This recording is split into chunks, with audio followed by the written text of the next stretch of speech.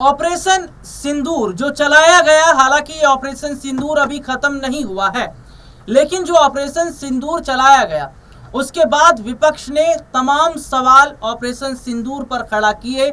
विपक्षी पार्टियों की तरफ से लगातार ऑपरेशन सिंदूर को लेकर बहुत सारी बातें कही।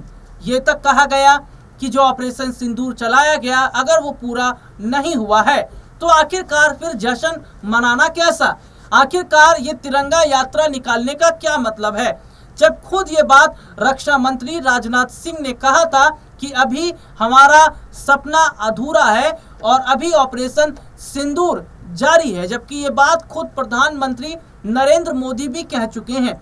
तो फिर तिरंगा यात्रा निकालने का क्या यही मतलब है कि बिहार में होने वाले विधानसभा चुनाव पर बीजेपी की नजर है?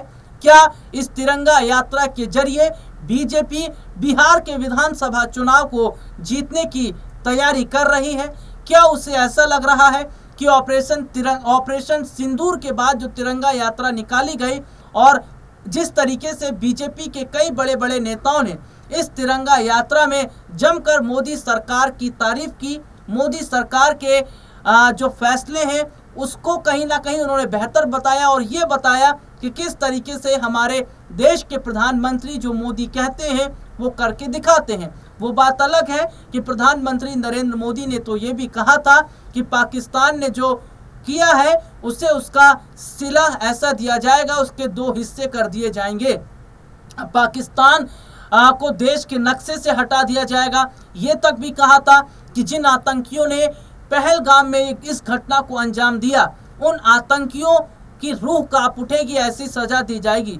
लेकिन पहलगाम में जिन आतंकियों ने इस घटना को अंजाम दिया उन पर सरकार आज चुप है। वो आतंकी गए तो कहां गए, क्या उनका एनकाउंटर हुआ है या नहीं हुआ है, कोई जवाब नहीं मिल रहा है और सरकार भी उन पर कोई बात आज नहीं कर रही है। लेकिन ऑपरेशन सिंदूर के अधूरे के बीच हम देखते हैं तिरंगा यात्रा निकालकर सरकार ने चुनाव से पहले यानी बिहार चुनाव से पहले माहौल बनाना जो है वो शुरू कर दिया है। और जो सरकार माहौल बना रही है इसका कितना फायदा बिहार चुनाव में मिलेगा या नहीं, ये तो आने वाले समय में जरूर बताएंगे।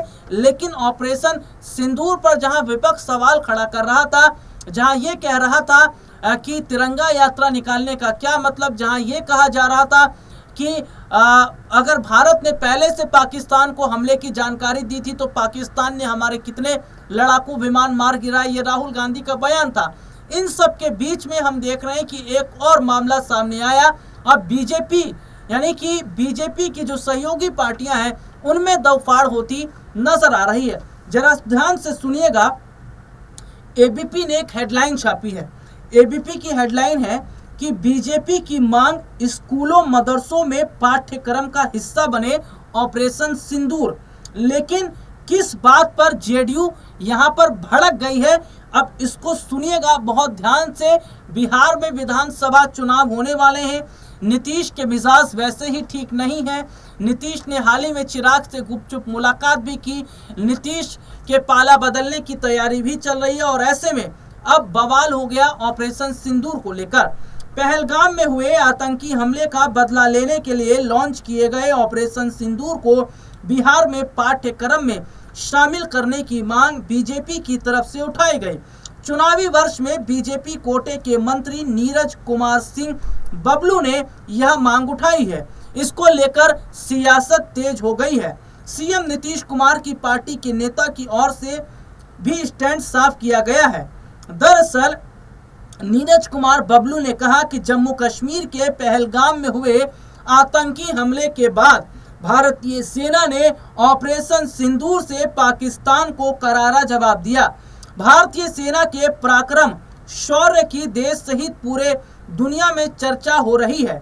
बिहार के स्कूलों, मदरसों और संस्कृत विद्यालयों में भी ऑपरेशन सिंदूर को पाठ्यक्रम का हिस्सा बनाया जाए।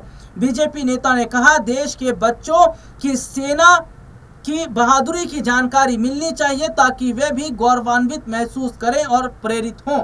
निश्चित रूप से इस पर मुख्यमंत्री से चर्चा की जाएगी।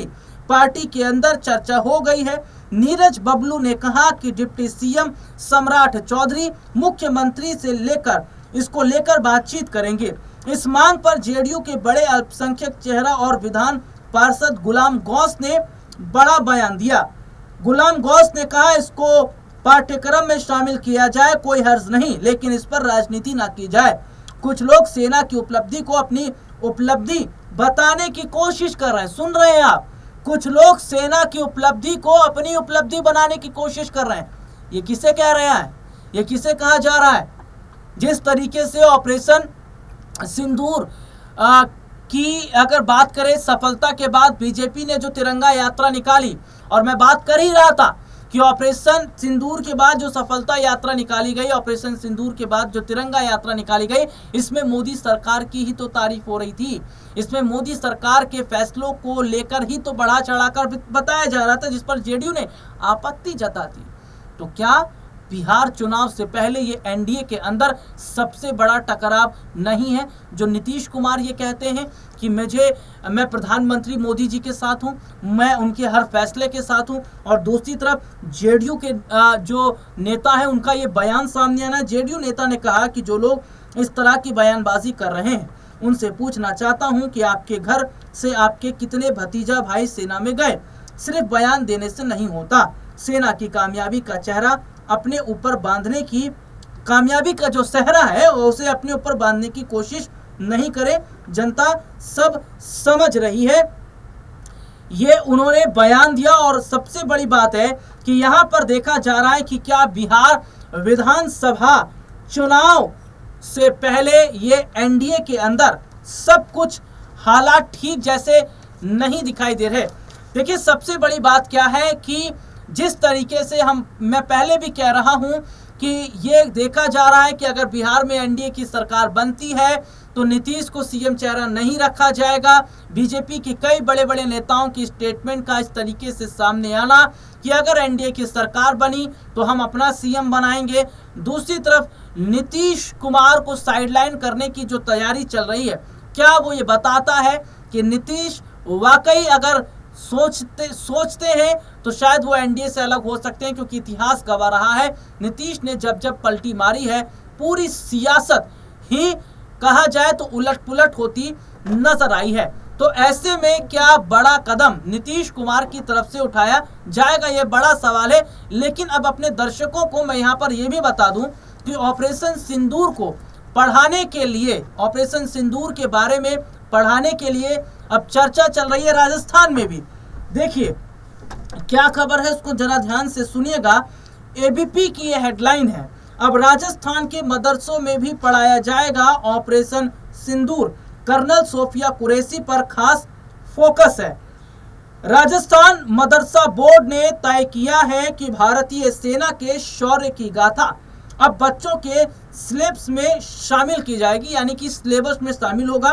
पहलगाम आतंकी हमले के बाद पाकिस्तान को मुंहतोड़ जवाब देने वाले ऑपरेशन सिंदूर को बच्चों के पाठ्यक्रम में शामिल किया जा रहा है।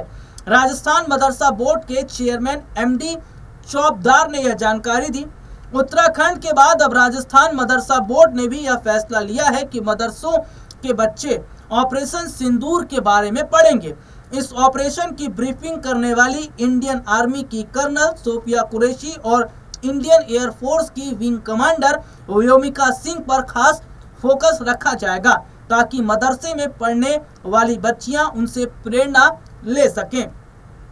चेयरमैन एमडी चौबदार ने बताया है कि बोर्ड के सदस्यों में इसे लेकर आपसी सहमति बन गई है। जल्दी इस बारे में औपचारिक बैठक बुलाकर ऐलान भी कर दिया जाएगा। उन्होंने कहा, कर्नल सोफिया कुरैशी के बारे में पढ़कर बच्चियां सेना में शामिल होने के लिए प्रेरित होंगी। बेटियों को इस बात के लिए प्रेरित किया जाएगा कि वह भी जरूरत पड़ने पर देश की रक्षा कर सकती हैं। राजस्थान से पहले उत्तराखंड के मदरसों में ऑपरेशन सिंदूर को सिलेबस में शामिल करने का फैसला लिया गया था। नए सेशन से बच्चों के कोर्स में ऑपरेशन सिंदूर और इससे जुड़े सैन्य अधिकारियों के बारे में पढ़ाया जाएगा। बताया जा रहा है कि उत्तराखंड में करीब 450 मदरसे रजिस्टर्ड हैं, जहां ऑपरेशन सिंदूर का चैप्टर पढ़ाने की तैयारी की जा रही है। बच्चों के कोर्स में यह चैप्टर शामिल करने के लिए शिक्षाविद और रिटायर्ड सैन्य कर्मी भी मदद करेंगे। इसके बाद ऑपरेशन सिंदूर के बारे में बच्चों को असेंबली के दौरान जानकारी दी जाएगी। यानी कि जहां ये देखा जा रहा है कि इसे बच्चों की पढ़ाई का हिस्सा बनाया जा रहा है, यानी कि बच्चों की जो पढ़ाई है उसका एक चैप्टर बनाया जा रहा है। तो वहीं दूसरी तरफ जेडीयू के नेता का ये बयान सामने आना कि इसे सरकार अपने ऊपर ना ले, ये सेना ने काम किया, ये सेना का जज्बा है, लेकिन कुछ क्या कर रहे हैं जो अपना इसमें फायदा देख रहे हैं। तो क्या मोदी सरकार पर निशाना साधना ये बताता है कि वो इस बात से काफी ज्यादा नाखुश है कि सरकार क्रेडिट खुद ना ले, ये क्रेडिट सेना के जवान का है। आज के लिए इतना ही, फिर आपसे दोबारा मुलाकात होगी, तब तक के लिए इजाजत दीजिए, नमस्कार।